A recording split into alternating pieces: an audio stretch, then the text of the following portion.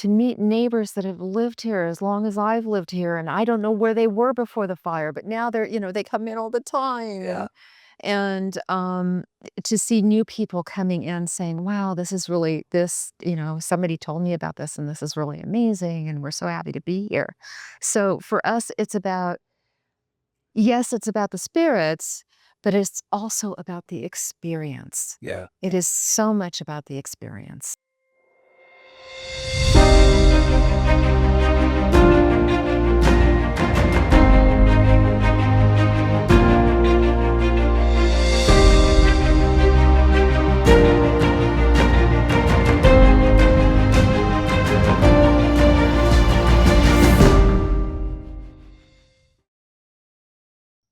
Welcome back to Tales, Ales, and Trails. I'm Nick. This week's episode is with Burnt Barn Distilling. We went up to the Ridge and talked to Melissa Schuster, owner of Burnt Barn, about spirits, about the origins of the distillery, how it came to be after the campfire, why it's so important for her to be a part of this community and a part of the rebirth of Paradise as a whole. Of course, we talk about rum, we talk about vodka, we talk about gin. We talk about bourbon, which is going to be coming out pretty soon for Burnt Barn. It's a really, really fantastic conversation about spirits, of course, but also, and probably more importantly, about community and the importance of community in a place like Paradise. We hope you enjoyed this episode. Don't forget to like, comment, subscribe, follow us across all of our social platforms. You don't want to miss what we've got coming up. But for now, without further ado, please enjoy this episode with Paradise's Burnt Barn Distilling. Well, Melissa, thank you so much for having us on this beautiful day. I mean, you couldn't ask for better weather in January. That's paradise. Yeah, exactly. Great. I mean, I first want to ask, how are you? How are things? We've had a nice long weekend, and I'm sure a very busy weekend for you, but how are you? How are things? I'm doing great. Yeah. We're really looking forward to 2026 and releasing our is it a secret? Should I save it for later or can I say that we're releasing our bourbon? That's a big secret. 2026 is all about bourbon. All right. Looking forward to it. Absolutely. I You know, love this year. we just had a tasting before we started recording, and if the bourbon's anything like the gin and the vodka and the rum, it's going to be really, really something special, something that we're looking forward to. Yes. Thank you. Yeah. Thank you. I appreciate that. Of course. I want to talk to you about a lot today, and I think a really good place to kind of ground us is maybe talking about your background, you and your husband, and how long you've been in Paradise, what brought you to the area, and then we can kind of just go from there. Okay. Wow. Well, um, I came to the area in 2001 actually. My son was beginning high school and I wanted to get him out of the area that we were in. And so I ended up here. My mother had moved here about 5 years before. My husband pretty much grew up here. He uh, was born in North Dakota and spent time in the Bay Area, and then most of his life was spent here. Yeah. Um, he owns a business called Spray Chem Chemical Company. He's been in business for almost 50 years, Wow. um, and knows water treatment, which we'll talk about that a little later, I think.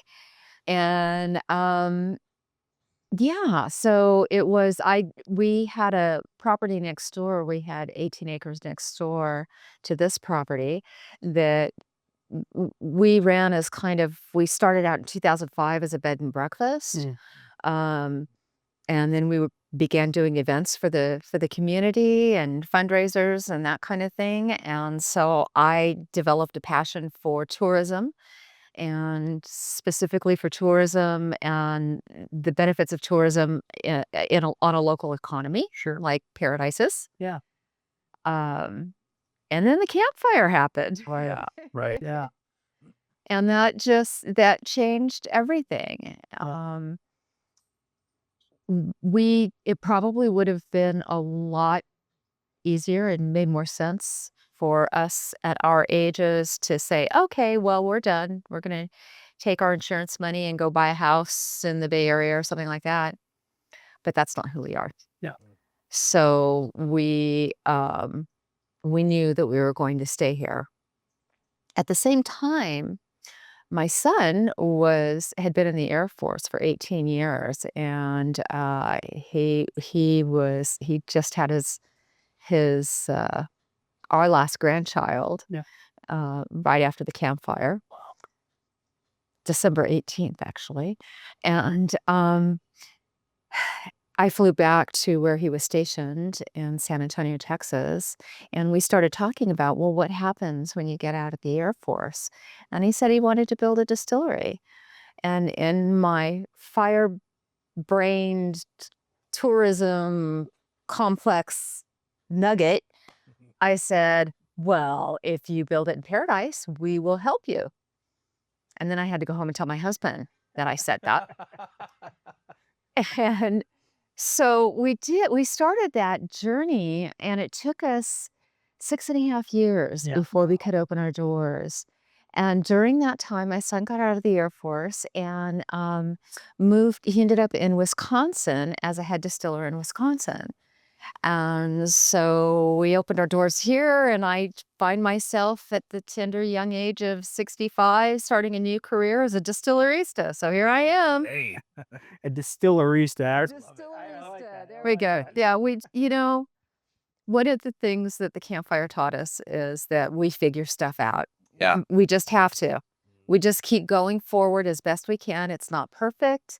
It's not always how you imagined it was going to be, but we figure it out and we keep going. Yeah. That's what we do. The word resilience is tossed around, and Yes. That's exactly it. That's exactly it. Yeah. And I think it's so intertwined with kind of the origins of Burnt Barn that we kind of have to talk about the campfire. I mean, Yeah. not to bring up devastating, sad memories of what happened and kind of the aftermath of what happened. But I guess my first question is, in the midst of such devastation, such tragedy, was there ever an inclination for you that you were going to be okay? Maybe we move on from Paradise, or were you always kind of like, this is our home, this is where we want to be, we're gonna make it work?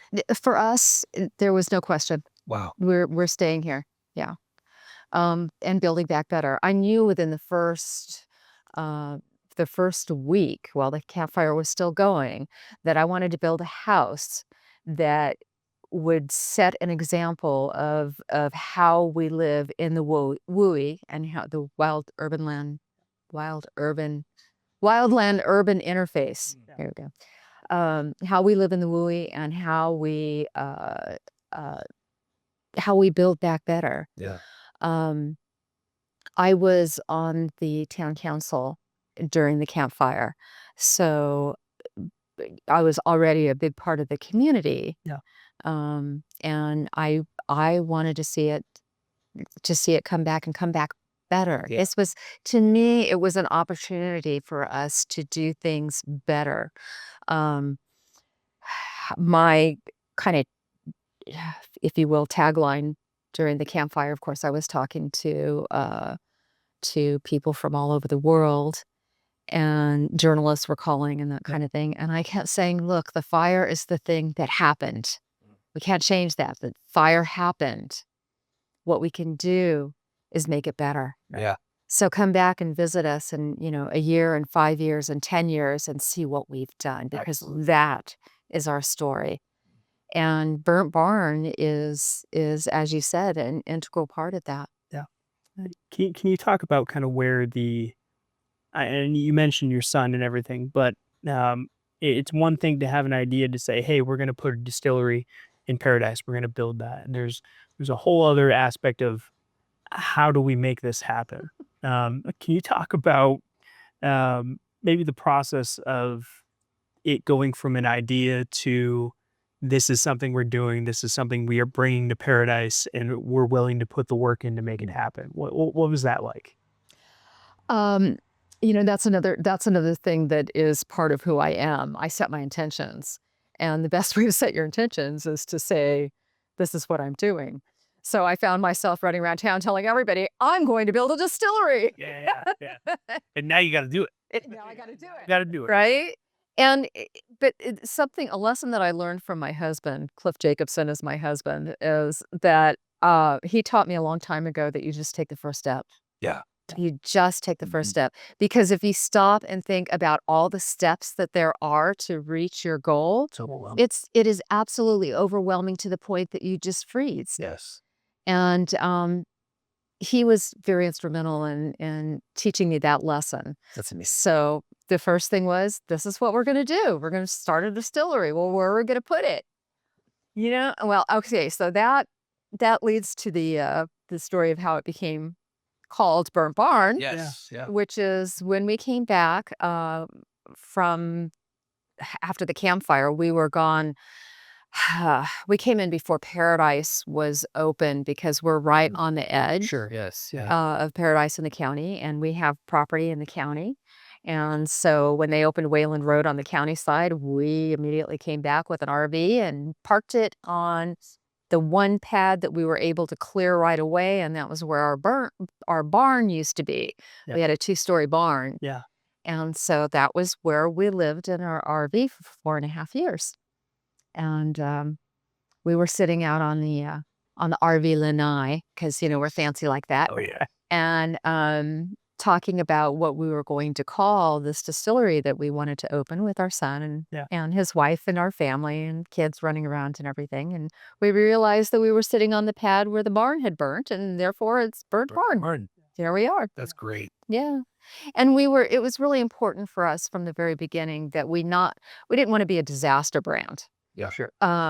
But we wanted to really showcase the resilience of this community and of everyone around us, and again, be that example of how we can do things better. Yeah. And do things different. Yeah. And so here we are. Yeah. You talked about the you and your husband talking about the taking one step at a time, right? Especially with opening a new business. Sometimes you don't know where to start. Was there what kind of roadblocks did you initially have? What kind of struggles were there? And 6.5-year process. I'm sure Yeah. So you have your no shortage of roadblocks. Exactly, exactly. And yeah, I mean, there were some big ones. We were scammed out of about $130,000 when we were building this property, Oh man. or this building. That happened. That was one of the bad things. But we just did things. We just, we're like, okay, we're going to buy all of our equipment. Yeah. Where is the best place? And of course, my son had been studying this for quite some time, so he knew that we would be buying our equipment from Vendome. Right. So that was the first thing that we did That's great. before we had a building, before we had a name, before we had anything. We ordered our equipment. Yeah. Which and then we went to Moonshine University. It's my certificate. It's Moonshine University is legit. It's a 6-day distiller course that we went to, and I went with my daughter-in-law.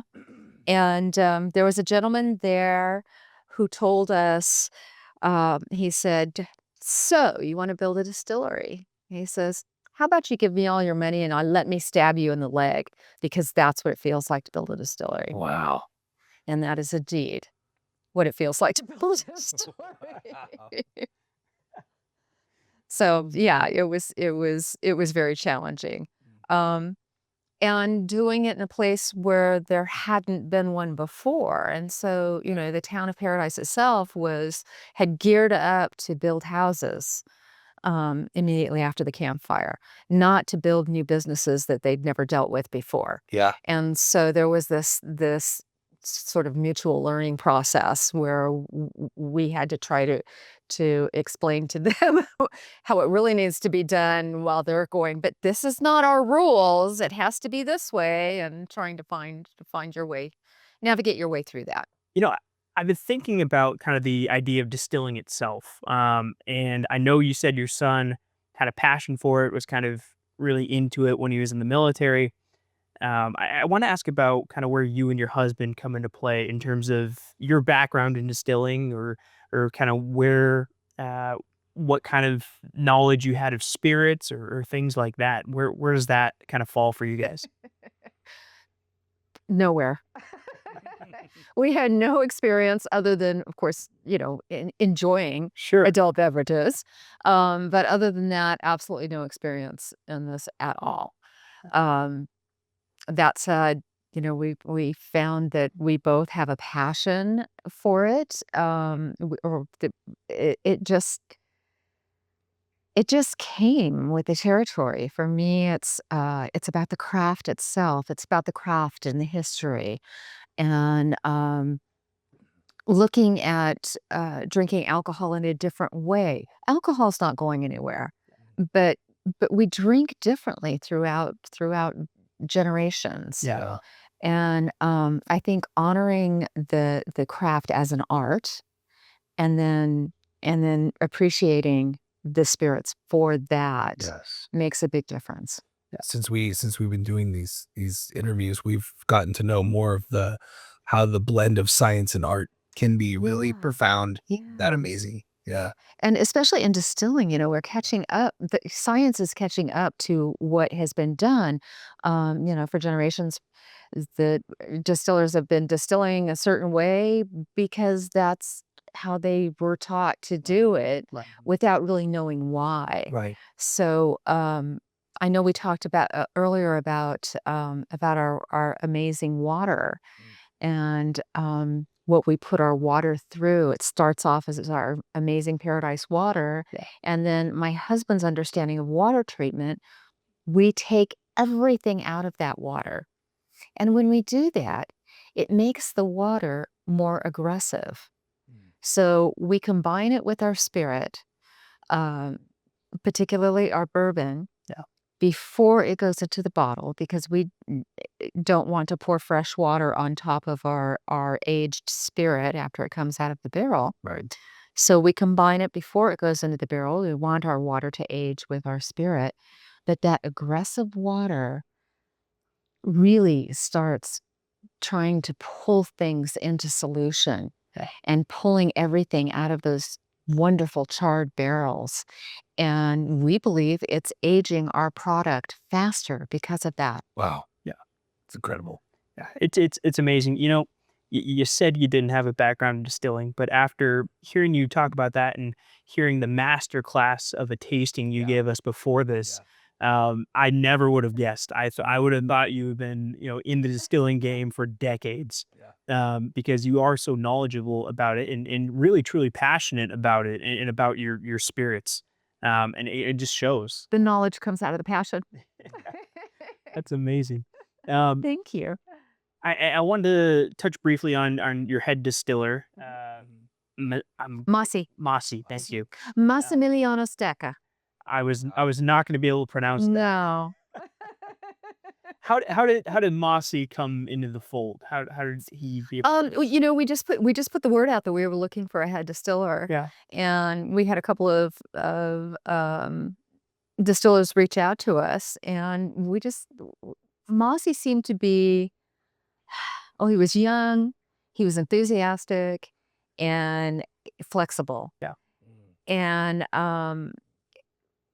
we really wanted that flexibility, especially because we didn't want someone that came in and said, okay, well, this is the way that I was taught to do it, and this is the way I'm going to do it. Sure. Rather, we wanted someone that could work with us and say, well, it's not quite there yet. How could we make it better? Right. That type of a Sure. thing. Yeah. And Mossy, so he came up from Southern California a year ago, January. He actually came up just after Thanksgiving, I believe, a prior year. We invited him to come up and maybe do some distilling and hang out with us for a little while to see if we meshed. And we did, and he ended up moving up here in January. And he's been here ever since. Great. But he and the as they say, the proof is in the pudding. Mossy is the reason for our spirits being as good as they are, especially our so the vodka and gin recipes were from our son. Yeah. And the bourbon recipes were from our son. But Mossy has taken those and made and created just amazing spirits out of them. Yeah. Yeah. Yeah, we have a lot of fun. He's taught me a lot, mostly about being patient. Sure. And spirits need to rest.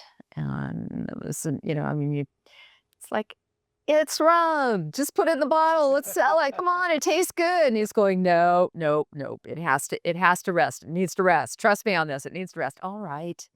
And then, sure enough, again, the proof is in the pudding. And I taste it. I'm like, oh my gosh, this is just a month of resting does so much. Wow. Yeah. Wow. Yeah. I feel like that's such a integral part of the distilling, I guess, ecosystem, if you will. Patience. Patience. You gotta wait for it. Oh yeah. Well, especially with bourbons. Exactly.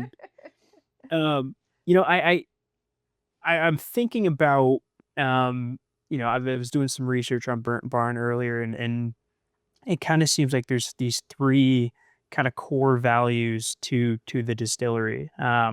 Maybe not values, but thematic elements to it. There's the idea of being a veteran founded organization, which is very important to you guys. There's the idea of being this resilient symbol for this community. And then there's this idea of continuing on with the art roots, the artistry, the art, Artistry, also yeah. artistry that kind of came before this for you guys. I want to ask you about kind of those three elements, why they're all important to you. I know it's kind of a big question to talk about all three of them, but it really seems like that trio is very significant for you and for the Burnt Barn team. It is. The veteran part of it, of course, our son being in the Air Force, Yeah. but my husband also spent nearly 10 years in the Navy. Yeah. My family is veterans. My dad, my brother. We are a family of veterans. And so that is something that has always been close to all of our hearts, and we appreciate veterans, and so we wanted that to be a part of what we do. Yeah. That recognition be Yeah. a part of what we do. So we have our veterans parking, and we take care of our veterans when they come in. We just very, very much appreciate them. Yeah. And then the second one, of course, the not second by any means, but the community, being community oriented. Yeah. It is just, again, that's something innate in me. That is something that is a part of who I am and who I've always been. We didn't get into this business to become rich and famous. That wasn't it. Yeah. We got into it because of my son's passion for it, and because that was as big for him as my being able to give something to the community was for me. And I knew that this was something that would bring people to paradise. It could be something that would make Paradisians proud, and I'm working toward that every single day. Yeah. And it is just those are the things that bring me joy personally, is when people come in and say, wow, this is amazing. I'm going to come here more often. Yeah. We I feel like we've talked about this in every single interview that we've done so far. But talking to brewers, distillers, everybody in that craft kind of space, making great beer is awesome. Making great spirits is fantastic. But really, at the end of the day, you're creating a space for a community to come together, Absolutely. to make memories, to share experiences. Absolutely. And I feel like that's so much more important here in Paradise, more than maybe any other place, because this is such a tight knit community that has been through so much. It's got to be a gratifying thing to be able to create this kind of space where people, community members, friends, neighbors can come together, share some spirits, but also share some experiences, some memories, get to be together. Yes. Yeah. I had no idea actually, when we started, that it would become what it is already become in the year and a half that we've had our doors open. Um, and that is just such a big piece for me, to meet my neighbors, to meet neighbors that have lived here as long as I've lived here, and I don't know where they were before the fire, but now they're, they come in all the time. Yeah.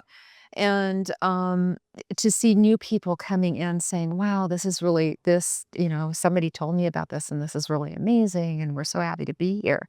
So for us, yes, it's about the spirits, but it's also about the experience. Yeah. It is so much about the experience. It almost strikes me as, for lack of a better phrase, like almost like a beacon.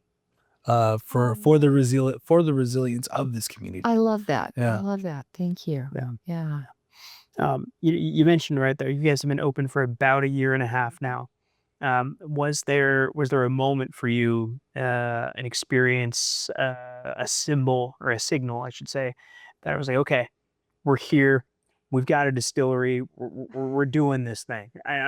I don't know how to phrase it better than that, but was there a moment for you, like, okay, this is Burnt Barn, we're in it, It's here. Yes. because 6.5 years of work, is a lot of work, and I feel like there's got to be a moment where you're like, okay, we've done it. It was Memorial Day weekend, Oh, and I thought, it's Memorial Day weekend. I have vodka and I have T-shirts. I'm just going to open the door. I don't know how to use the point of sale system yet. sure. I don't know what I'm doing, but we have all the pieces in the place and I have T-shirts and vodka. I'm just going to open doors. And that is exactly what we did. And, the funny thing is that typically I've been involved with the Chamber of Commerce for many, many years. Yeah. And a big thing for us, especially here in Paradise, is ribbon cuttings. Yeah. Haven't had one yet. Well, I feel like you need to make that happen. I know. Might be a little late for it, but I think you just can. the Paradise Chamber just awarded us in December. They gave us the Spirit of Enterprise Award, the Spirit of Enterprise Award, which is kind of an entrepreneurship award. And I was so honored by that. We still haven't had a ribbon cutting. Oh man. And I think for me what that says is we just haven't had time because Yeah. people really, really like coming here. I keep saying that it blows my mind that we just haven't had the need to let people know that we're here because everybody's figuring it out. Yeah. Real. And part of that is you guys are having so many events and live music and things like that where the community can come together, support. Was that always kind of part of the idea for Burnt Barn, being able to, be a place where people can have events or live music can happen? Yes, I mean, it's one of those things that we have to be, we because we are in a neighborhood, we want to honor our neighbors. So I wasn't sure how this was going to play out, but our fourth Fridays, we do fourth Friday food trucks and tunes beginning in June and going through October, Wow. just one a month. Right. And I maybe it's because there's just one a month, but and they don't run late, they're like 5:30 to 9. Yeah. And so far our neighbors are happy with that. We don't want to overburden our neighbors. And I think because of that, people want to make sure that they're here for it. Yeah. Really. It's an experience they don't want to miss. Mm-hmm. Absolutely. And our first Fourth Friday coming up this year in June, our first Fourth Friday food trucks and tunes will also be our drum roll, please. Bourbon release. Verbal varieties. Hippie's excited for that. You're right. Everybody is. That'll be a lot of fun. That'll be fantastic. Yeah. We're really looking forward to it. Yeah. I'm sure the community is too. Oh yeah. You throw food trucks, you throw music, and then you throw brand new bourbon into the mix. Exactly. I mean, food, music, and booze. That's it. That's the holy trinity. That's why I work all year. Yeah. Melissa, I want to be respectful of your time, of course, and again, thank you for having us. This has been absolutely fantastic. Yeah. I want to maybe kind of tie our discussion together here a little bit and talk about the journey as a whole of Burnt Barn. I know, it's been 6.5 years of planning and building. It's been a year and a half of operating so far. Has there been something that's been most surprising to you about this process? Something that maybe you didn't anticipate, um, something like that? Most surprising. Um, I think the response from the community, Wow. the overwhelming response from the community and beyond has been the most surprising. I mean, I really felt we'd have to make an effort to, probably spend a whole lot of money in advertising and that type of thing. And the word of mouth has just been phenomenal for us. Um, so for me, it's been there is that piece about growing in a way that we can that works for us too. We don't want to get ahead of ourselves and be overwhelmed. And so I'm very happy keeping it kind of close to the chest right now in terms of we're not distributing yet. I made the decision that I didn't want to distribute until after our bourbon had been released. So we're talking probably fourth quarter maybe of 2026 before we thought we start distributing. And distribution with spirits, of course, is different than Yeah. than with beer and wine, and that there's that distributor in the middle. So it's a little bit more challenging there too. Yeah. But we'll figure it out. Well, in the meantime, when someone comes in here to Burp Barn, let's say during one of the events, and they had one of those amazing tastings that you had at us do, what would you like them to take away from an experience like that? Yeah, when they taste, I'm trying to pick which one I want to mention here. Um, when they taste the rum, I'll pick the rum because for whatever reason I gravitated towards the rum. They were all fantastic, but I've got a little bit of sweet tooth for the rum, and the molasses definitely made that hit the spot.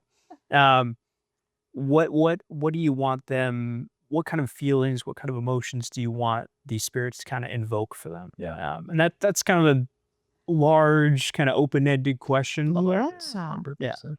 Um, then I'll give you a large, open-ended answer. Please. Anything is possible. I mean, life happens, and sometimes life gives you really devastating blows, but perseverance and intention, and you can do anything. Yeah, I love that. Right. I love that. I do have one last large question for you, but I'm gonna give you a bit of a break from the large, uh, thought-provoking questions and ask you about what's next. What's next for Burnt Barn? What should people be keeping their eye on? Obviously, the bourbon release coming up, but are there things on the horizon that you would like people to know about for Burnt Barn? The fourth Friday is coming up, I Yep. think is the other big thing, ah, and distribution The bourbon release. and of course bourbon release. But in terms of that's for the next year. Sure. Beyond that, we'll add to our repertoire of spirits that we have available. We want to keep it fresh and new, but we also want to honor those traditions. Yeah. I mean, these. We hope that these will become traditional Paradisian spirits, and we'll honor that as well. Yeah, Absolutely. definitely. The last thing I have for you, to kind of put a bow on everything here is, uh, through all of this, but I don't think we can understate enough or overstate enough, how large of a role the campfire played in this, and I think this entire journey for you is kind of a testament to, the community here in Paradise, and kind of the overwhelming, I would say, overwhelming spirit of resilience. And I know we've used that word a couple of times, but that really feels, you talk to anybody in town, and we live in Chico, but we're have a lot of close ties to Paradise, and everyone has that same idea. We're going to build back better, like you said. And I want to ask you, through all of this, what's been the most rewarding part of this experience for you?